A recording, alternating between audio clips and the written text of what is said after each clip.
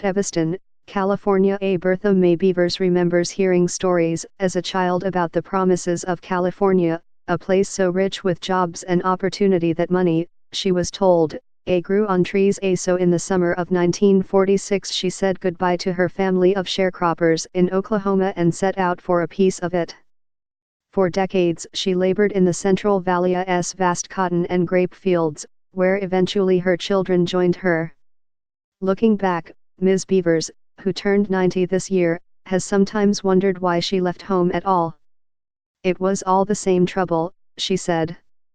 Amid a vast migration during the early 20th century, tens of thousands of black people like Ms. Beavers came to California's farm country from far-off states in the Cotton Belt and the Dust Bowl. And as in other parts of the United States, black migrants were met with Jim Crow-style racism, whites-only signs, curfews, and discriminatory practices by banks. Often, the only places black families could settle were on arid acres on the outskirts of cultivated farmland. Places like Teviston, the all-black colony where Ms. Beavers raised 12 children in a two-bedroom shack with no bathrooms or running water. When we came out here, there were just about 2 houses, and the rest were in tents, just tents, and no water. We had no water for years, Ms. Beavers said one recent evening, surrounded by several of her adult children. Today, the legacy of segregation in the Central Valley reverberates underground, through old pipes, dry wells, and soil tainted by shoddy septic systems. Lack of access to clean drinking water remains a problem across California today, and low-income communities are disproportionately affected. As many as 350,000 people lack access to potable water in the San Joaquin Valley alone, according to a 2018 report by the University of California Davis Center for Regional Change. Many people say the conditions resemble the developing world, others call it the Appalachia of the West.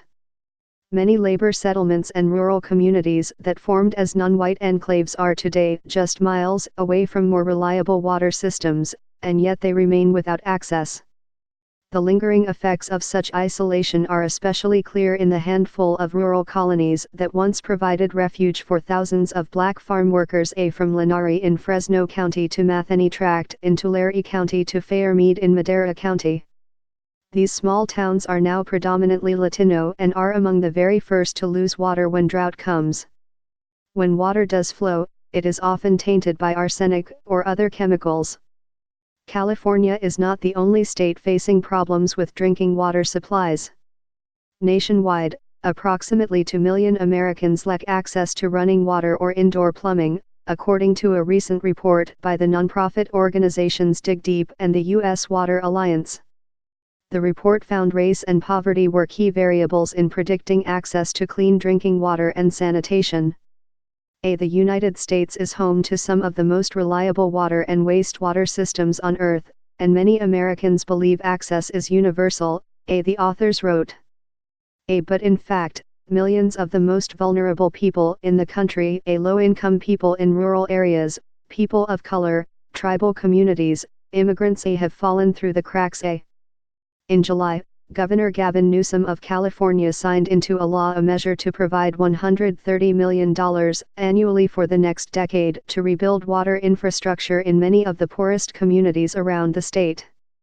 The money, say activists and water policy experts, will finally provide an opportunity to consolidate many small water systems with larger municipal systems nearby that are more resilient. Local governments and nonprofits are waiting to see which of them will be the first to receive infrastructure money from the new fund. And now, some in the state say the money should explicitly account for the way communities of color in the valley have been neglected by county and municipal governments. Such a utility reparation can become an instrument for justice, said Camille Panu, a water policy expert and the former director of the Ahokee Water Justice Clinic at the University of California, Davis. As part of the process, they say, Californians must confront the largely forgotten history of segregation in the state. The first black farm workers came to the San Joaquin Valley in the late 1800s following the Chinese Exclusion Act. At the time, cotton was becoming a crucial crop in the region, and local farmers recruited black farm workers from the south. As more black people moved to the valley, many cities responded with racist policies which segregated black people either through laws or outright violence. It was precisely the lack of water which made it possible for black people to buy property and homes in places like Teviston. Nobody else wanted to live there. I thought as why these communities exist, said Michael Eisinger, a lecturer in history at Fresno City College. They are the direct response to Jim Crow practices in the San Joaquin Valley going back to the 19th century. In the 1920s, Albert and Alberta Curry moved from Chicago to Fairmead, where they built a house and began to farm cotton and alfalfa on a parcel of land, according to their granddaughter, Nettie Amy, 66. They came out here to start their own life, to thrive, to make their own way, she said. Ms. Amy, who now lives in nearby Madera, has happy memories of growing up in Fairmead.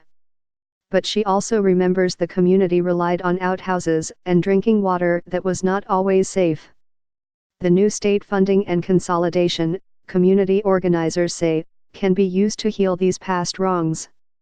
There is a history of discrimination here and we have to right those wrongs, said Veronica Garibe, co-director of the Leadership Council for Justice and Accountability, a public policy organization based in Fresno that works with rural communities.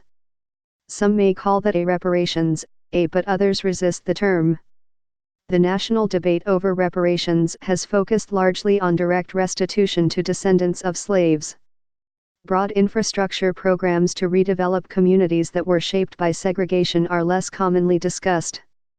But even as questions about water infrastructure and segregation resurface, black families have largely moved on from these rural California farming communities and Latinos have taken their place. The infrastructure isolation continues as new families move in. In Teviston today, one shallow well contaminated with cancer-causing chemicals provides water for 350 people, according to Juan Carlos Mariano, who manages the town's water district. Residents are told not to drink the water but, Mr. Mariano said, it is likely people still do so because they cannot afford enough bottled water to get by. Consolidating with the nearby town of Pixley could benefit everyone, but old demarcations have proven hard to break. Through a process called a selective annexation, many low-income communities are excluded from the city limits of expanding towns. Ms. Amy marvels that the city of Chowchilla annexed land in Fairmead's backyard on which two prisons stand but not in Fairmead itself.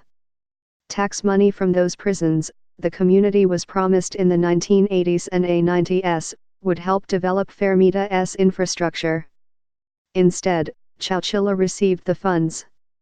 Still, more money is not always the solution. Sometimes, despite state grants and incentives, many residents in the communities with safe drinking water resist consolidation.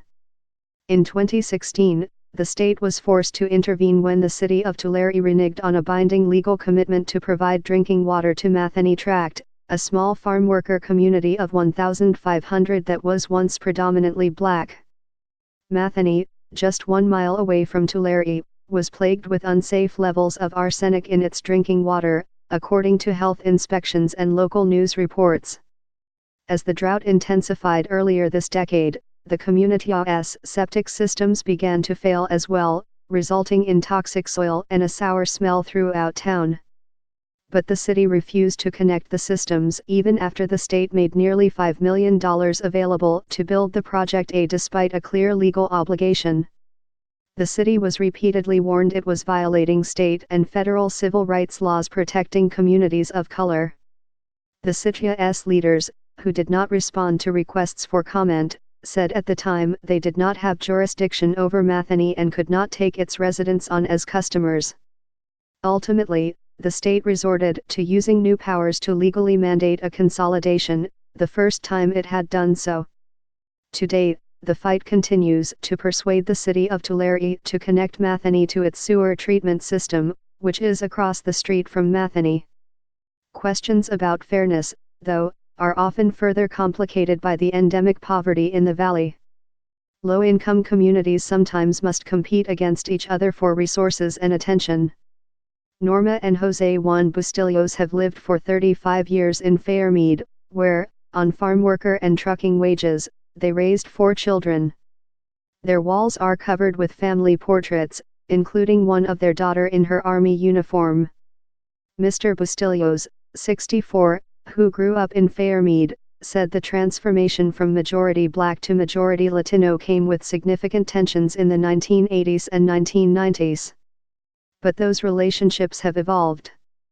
About 12 years ago, Ms. Bustillos became a member of Fairmead Family and Friends, which Ms. Amy co-founded. Several dozen private wells on the outskirts of town have gone dry in recent years, said Ms. Bustillos. Until a few years ago, the well used by most of the community was powered with a modified 1964 Ford car engine, she said. Amid the explosion of almond groves around town in recent years, residents worry more competition for the limited groundwater in their community will leave them more vulnerable. For now, they intend to continue fighting and organizing. It's a constant struggle just to survive, she said. But our kids grew up here. Our families have roots here. How can we go somewhere else,